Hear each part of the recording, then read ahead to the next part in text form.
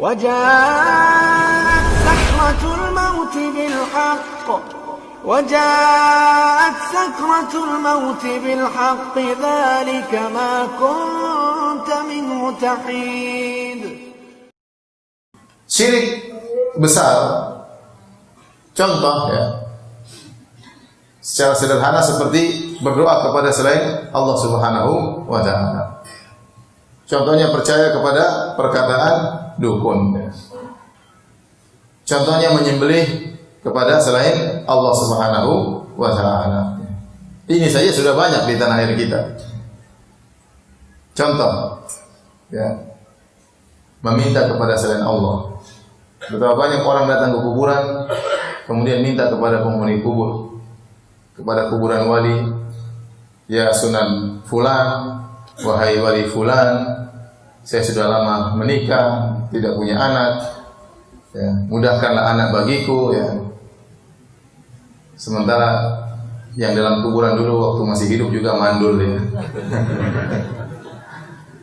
Orang terkadang saya heran, ya, logika mereka kemana? Kata Nabi, idza mata ibnu Adam inqata amaluhu. Kalau anak Adam sudah meninggal, terputus amalannya, dia sudah tidak bisa apa-apa. Makanya dia tidak bisa lagi sholat, kita yang sholatkan.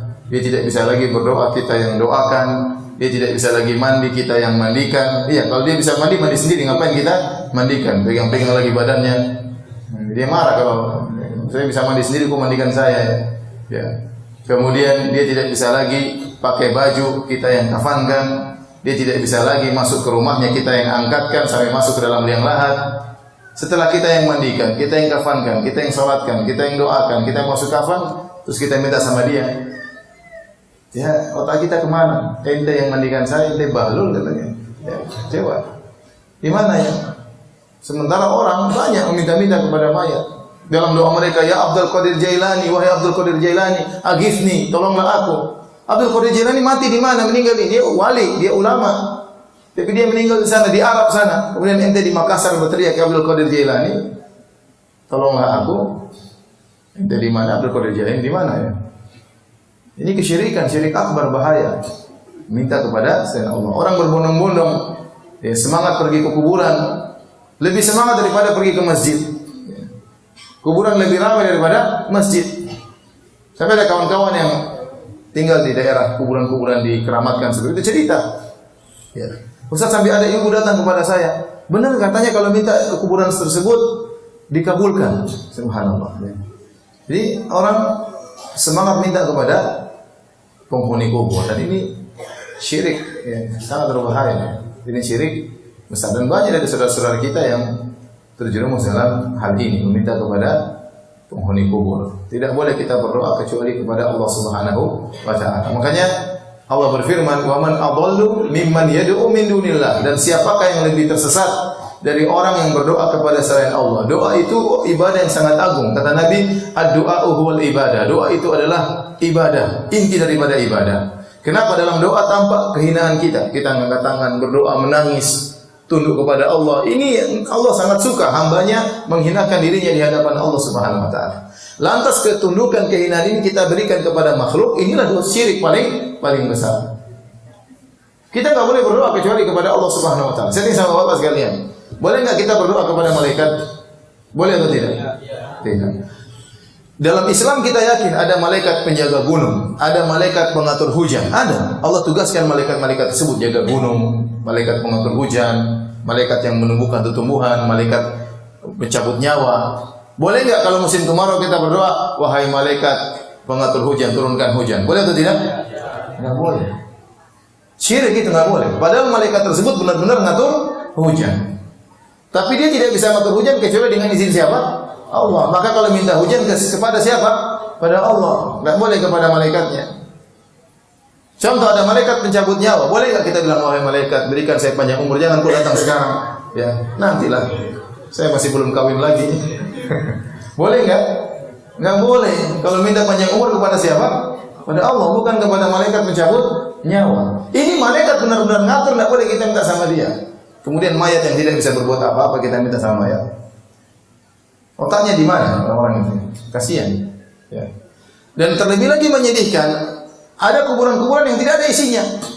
Orang datang ke situ. Contoh kuburan Mbah Priuk. Ya, saya kemarin ngisi di pelabuhan di Priuk sana. Sampai MUI, Majelis Ulama Indonesia Jakarta Utara mengeluarkan buku khusus bahwasanya dalam kuburan Mbah Priuk tersebut sudah tidak ada Mbah Priuk. Tapi sampai sekarang orang keramatkan. Sampai hampir terjadi pertumpahan darah gara-gara membela kuburan yang tidak ada isinya. Orang Indonesia kalau kita mau cari uang mudah. Anda taruh di pinggir jalan ada pelang 200 meter kuburan mbah-mbah ini ya. Tempat berkah. Itu udah ente bikin kuburan mainan, orang pasti ramai ke situ ya. Kasih bunga-bunga kasih.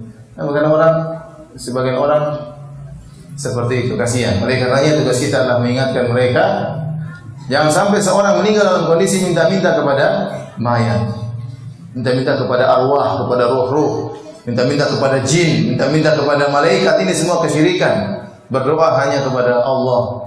Saat Anda menghinakan diri Anda, mengangkat kedua tangan, menangis itu hanya untuk Allah Subhanahu wa taala.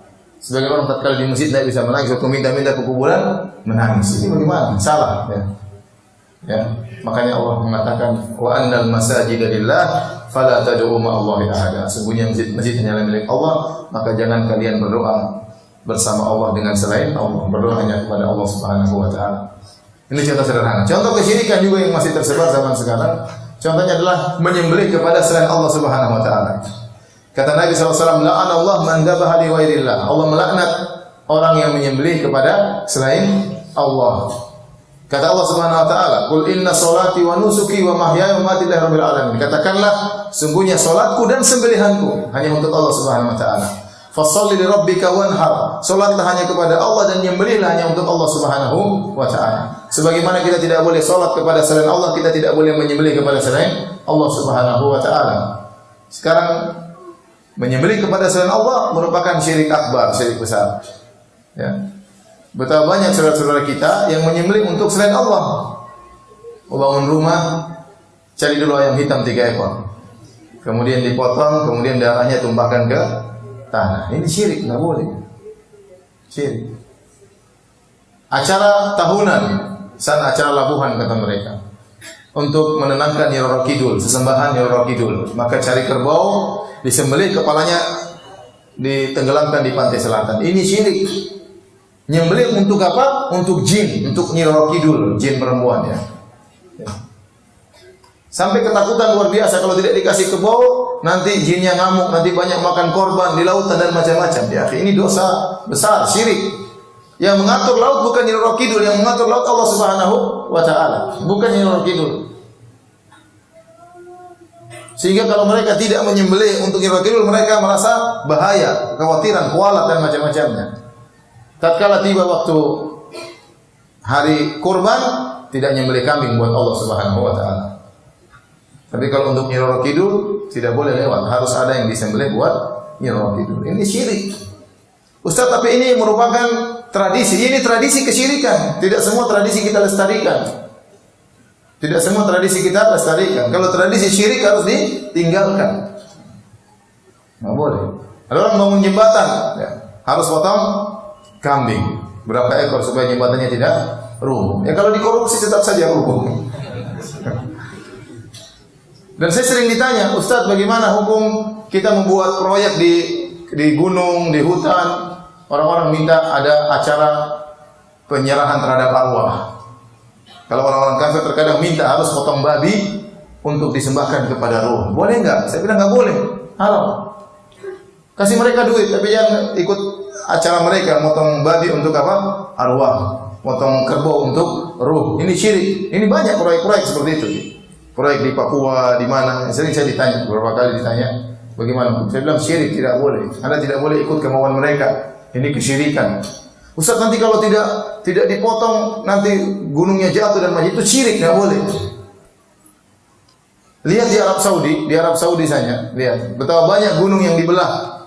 Dari Mekah sampai Madinah 500 kilo, kalau jalan harus belok-belok gunung susah, jalan semakin jauh. Jadi gunung dibelah oleh pemerintah Saudi supaya bisa lewat jalur bis. Ya. Itu gunung begitu banyak dibelah oleh pemerintah Arab Saudi, tidak ada satu telur pun yang dipecahkan, kan? Tidak ada satu ekor ayam pun disembelih. Coba kalau itu gunung di Indonesia, repot. Itu terowongan Mina dibolongin. Tidak ada satu telur pun dipecahkan. Masyarakat ditakut-takutin oleh jin. Ya Ustaz, kemarin kita bangun rumah tidak sembelih ayam, akhirnya tukang-tukangnya jatuh. Ya sudah, itu dia lagi jatuh. Banyak orang bangun rumah tidak pakai sembelih ayam, tidak tukang jatuh. Karena seorang ketakutan, akhirnya benar-benar dikerjain sama jin. Apalagi di tanah air kita, jin benar-benar dihormati. Ya. Sembelih buat jin, sedikit-sedikit karena jin. Ya. Melewat tempat sesuatu, kenapa begitu? Kalau tidak begitu jinnya marah nanti. Takut sama jin. Takut sama jin. Saya pernah naik mobil sama, saya ditemani sama seorang abri, badan gagah, keren, pakai baju dinas ya. Di tengah jalan dia bel-bel, tet. Ini kenapa ini? Ada apa Pak malam-malam bel-bel? Enggak Ustaz. Ketakutan dia. Ente badan keren-keren begini takut sama jin ya. Bel-bel lagi, jinnya mau tidur diganggu ya. Jadi aneh-aneh orang itu ketundukan terhadap jin. Ini bahaya. Apalagi kondisi kita sangat mendukung ya masyarakat kita, sedikit-sedikit menyanter. La ilaha illallah. Ngapain saya tuh heran orang zikir kok pakai menyanter buat apa? La ilaha illallah. Jadi banyak khurafat di tanah air kita. Dan maklum karena kita dahulu sebelumnya beragama Hindu masyarakat ya. Sehingga masih ada sisa-sisa masalah keyakinan terhadap ruh yang tersisa pada masyarakat kita ya.